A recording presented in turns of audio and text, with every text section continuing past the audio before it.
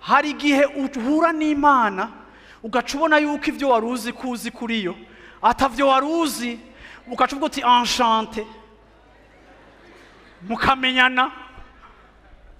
Bwana asifiwe sana. Yesu ashimwe cyane. Bwana asifiwe sana. Yesu ashimwe cyane. Hari ahantu Imana idushira mu bugaragwa tugasanga ntaco na kimwe twari tuzi kuri yo, byose tugashaka compteur kuri zero, tugabata imbere none Mana we hajya urinda, witwa gute, tutapela. Yesu ashimwe cyane. Agaca atangura rero kukwimenyekanisha. Point ya kabiri, il commence à s'introduire, agatangura kukwimenyekanisha. Haleluya. Akavuga ati Imana ikabona kuri sekuwe. Hari igihe ushavurira Imana. Hari abantu no musi muri kino gitondo muri ngaho mufitisha Imana. Kandi siniko nakubwira, siniko naguteroriza ngo kuyishavurira, n'uburenganzira bwawe kuko Imana ni papa. Ariko aho nyene muri iryo shavu igiye kukwibwira rero. Igiye kukubwira ikintu abantu batakubwiye, igiye kukubwira ikintu atamuntu yokubwira.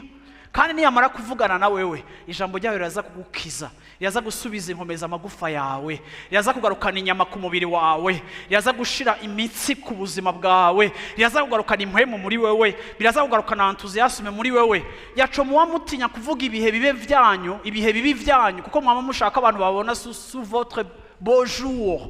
Ariko ni mudupermete no kubabona ku munsi wanyu mubi, kuko ivyo navyo ne birashika ku muntu w'Imana. Kuko aho hantu nyene niho umuntu agenda kurondera profondeur y'Imana, kuko abarambiwe n'ayandi tuza kukubwira, twege tuza kukubwira ngo Imana, ngo Imana iri souverain, kumvugira uvomise. Abandi bakavuga ngo Imana ngo nicoko gukumvugira udukubita imigere twese, kuko ntubukeneye kumva abantu. Uyu munsi uri kuranyumviriza ko hariho n'imisi utabushaka no kunyumvuka, nasibuka nka nukuza. Hariho n'abari kuri live bataje gusega ko bashavura Imana. Ega ivyo ndavyumva, ariko reka nabwiye ngo aho hantu nyene haprovoka muri wewe icifuzo c'indani co kumenya ibintu biri vrai, biri authentique, atari ibyo wabwiwe na pastor, ari ivy'Imana ikwibwiriye.